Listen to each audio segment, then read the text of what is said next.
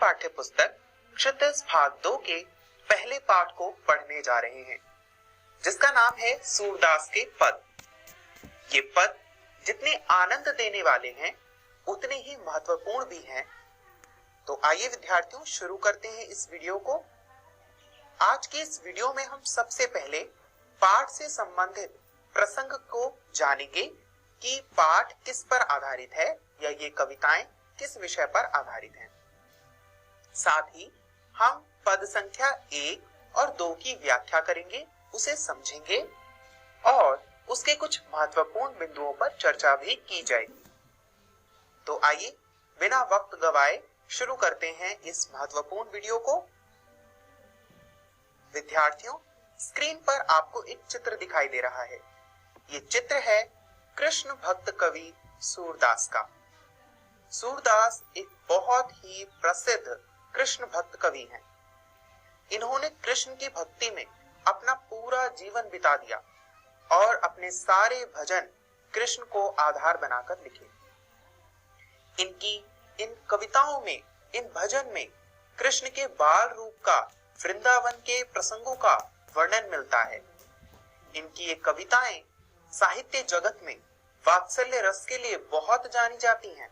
इनके काव्य ग्रंथ में सूर सागर, साहित्य लहरी और सूर सारावली बहुत ही प्रसिद्ध हैं।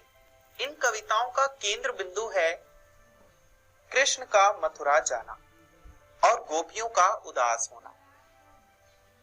विद्यार्थियों, आपको पता ही है कि कृष्ण वृंदावन में रहते थे, पर वह मथुरा चले गए और जब वह मथुरा गए तो गोपियां उदास रहने लगी। इसका पता जब श्री कृष्ण को पता चला तो उन्होंने उद्धव को निर्गुण योग का संदेश देकर गोपियों के पास भेजा। अब विद्यार्थियों, आप सोच रहे होंगे कि निर्गुण योग क्या होता है। निर्गुण योग ऐसी भक्ति होती है जिसमें किसी व्यक्ति, किसी मूर्ति, किसी भी भौतिक वस्तु की पूजा नहीं होती। हम सिर्फ उसे एक निर्गुण, जिसके कोई गुण नहीं है, उसको आराध्य मानकर उसकी पूजा करते हैं, जिसे गोपियां स्वीकार नहीं करती। वह कहती हैं कि कृष्ण ही हमारे आराध्य हैं और हम उन्हीं की पूजा करेंगे। तो आइए विद्यार्थियों, शुरू करते हैं। सबसे पहले हम कठिन शब्दों के अर्थ जानते हैं। पहला कठिन शब्द है बड़भागी, जिसका अर्थ है भाग्यवान। अपरस यानी बिना छुए। पुरइनी पात, पुरइनी मतलब कमल और पात यानी पत्ता, अर्थात कमल का पत्ता। बोरियो यानी डुबाया और परागी, परागी का मतलब होता है मुग्ध होना। पहली पंक्ति है ऊधो तुम हो अति बड़भागी, यानी हे ऊधो तुम बहुत ही भाग्यवान हो। अब भाग्यवान क्यों है ऊधो? आगे देखिए क्यों उद्धव को भाग्यवान कह रही है गोपियां। वो कहती हैं कि तुम स्नेह के धागे से बंधे हुए हो। स्नेह का धागा यानी कृष्ण। तुम कृष्ण के साथ रहते हो, फिर भी तुम्हारे मन में कोई प्रेम नहीं जागा। नाहिन मन अनुरागी, तुम्हारे मन में कोई अनुराग नहीं जागा। तुम उससे अब तक अछूते हो, इसलिए तुम भाग्यवान हो। आगे वे कहती हैं कि तुम्हारी स्थिति तो ऐसी है जैसे कमल का पत्ता, पुरइनी पात, रहत जल भीतर। जैसे कमल का पत्ता पानी में रहता है, पर कमल के पत्ते को पानी बिल्कुल प्रभावित नहीं करता। तुम भी बिल्कुल वैसे ही हो। कृष्ण के पास रहते हो, किंतु तुम में प्रेम नाम की कोई चीज ही नहीं है। आगे वे कहते हैं ज्यों जल माह तेल की गागरी बूंद न ताको लागी। मतलब एक और उदाहरण दिया है। वे कहती हैं कि तेल की मटकी जब पानी में डुबोई जाती है तो भी पानी जो है वह उस मटकी को प्रभावित नहीं कर पाती। मटकी जो है वह पानी की बूंद से मिलती तक नहीं है। तुम्हारी स्थिति बिल्कुल ऐसी ही है। अब यहाँ पर विद्यार्थियों, आप देखेंगे जल जो शब्द है वह प्रेम के संबंध में प्रयोग किया जा रहा है। आइए आगे पढ़ते हैं पद को। अगला है कि प्रीति नदी में पाँव न बोरियो, यानी तुमने प्रीति नदी में यानी प्रेम रूपी नदी में कभी पैर ही नहीं डुबोया। और दृष्टि ना रूप परागी, और ना ही किसी दूसरे को अपनी ओर आकर्षित किया है, मोहित किया है, मुग्ध किया है, इसीलिए तुम्हें तो प्रेम का अर्थ ही नहीं मालूम, तो तुम क्या प्रेम जानोगे, इसीलिए तो तुम भाग्यवान हो। आगे वे कहती हैं कि हम तो, अबला मतलब होता है औरत, हम तो भोली औरतें हैं जो कृष्ण से ऐसे प्रेम करती हैं जैसे चींटी गुड़ से प्रेम करती है। यहाँ पर आप सूरदास लिखा देखेंगे।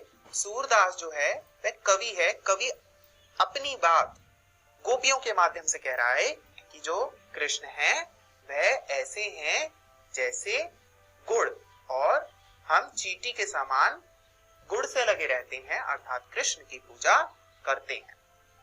विद्यार्थियों, आशा है आपको यह पद समझ आया होगा। आइए अगला पद पढ़ते हैं। सबसे पहला शब्द है विथा। विथा का मतलब होता है व्यथा यानी दुख दर्द। ध्यान रहे विद्यार्थियों, ये जो सूरदास की कविताएं हैं वह ब्रज भाषा में लिखी हुई हैं, और ब्रज भाषा में थोड़े जो शब्द हैं वह बदले हुए रूप में दिखाई देते हैं, इसीलिए इन शब्दों के अर्थ आपको नहीं समझ आएंगे। देखिए अगला शब्द है संदेशनी। संदेशनी का अर्थ होता है संदेशों को। अगला शब्द है विरहिणी। विरहा मतलब होता है दुख, वो दुख जो साथी के ना होने पर हो, तो वियोग में रहने वाला या रहने वाली को विरहिणी कहते हैं। अगला है मर्यादा। तो मर्यादा शब्द का अर्थ होता है मर्यादा। यहाँ पर आप देखेंगे या को जा कहा जा रहा है। ब्रज भाषा में या को जा कहा जाता है। आइए विद्यार्थियों, अब हम पद का अर्थ समझते हैं। गोपियां कहती हैं कि हमारे मन की बात मन में ही रही है, यानी मन की मन ही माझ रही, यानी मन की बात मन में ही रह गई है।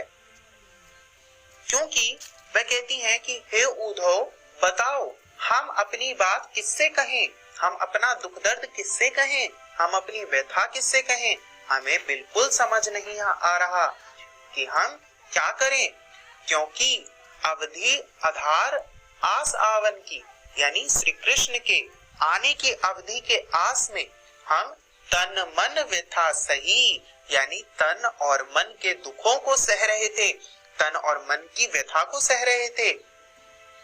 अब इन जोग संदेशानी सुनी सुनी, वे कहते हैं कि अब इन योगों के संदेश को सुन सुनकर तुम हमें बहुत दुख दे रहे हो। बिरहनी विरहा दही मतलब एक तो पहले ही श्री कृष्ण के विछोह में हम, वियोग में हम दुखी हैं, ऊपर से तुम और विरहा दे रहे हो, दुख दे रहे हो। आगे वे कहती हैं कि चाहती हुती गुहार जीतीते, वे कहती हैं कि जहां हम अपने दुखों को कहते थे, जिससे हम रक्षा के लिए आवाज लगाते थे, उतीते धार बही, अब वहां पर हमें कोई सहारा नहीं है, अब हमें उसका कोई सहारा नहीं है। अंत में वे कहती हैं कि अब धीर धरे क्यों मर्यादा ना लही। सूरदास अब गोपियों की स्थिति का वर्णन करते हुए कहते हैं कि हे उद्धव, अब हम क्यों धीर रखें, अब हम क्यों सब्र रखें, क्योंकि अब तो जो प्रतीक्षा की मर्यादा है वह ही समाप्त हो गई है, हमारा सब्र खत्म हो गया है। विद्यार्थियों, आशा है आपको यह पद अच्छे से समझ में आ गया होगा। देखते हैं कि आज की वीडियो में हमने क्या सीखा। आज की वीडियो में हमने जाना कि सूरदास कौन थे और उद्धव भाग्यवान क्यों हैं और इसका अर्थ क्या है। साथ ही हमने गोपियों के सब्र की मर्यादा क्यों समाप्त हुई, इस पर भी चर्चा की। विद्यार्थियों, अगले वीडियो में आप पद संख्या 3 और 4 को पढ़कर आएंगे, जो आपकी हिंदी की पाठ्य पुस्तक क्षितिज भाग 2 की पृष्ठ संख्या 6 पर है। इस वीडियो को देखने के लिए बहुत बहुत धन्यवाद।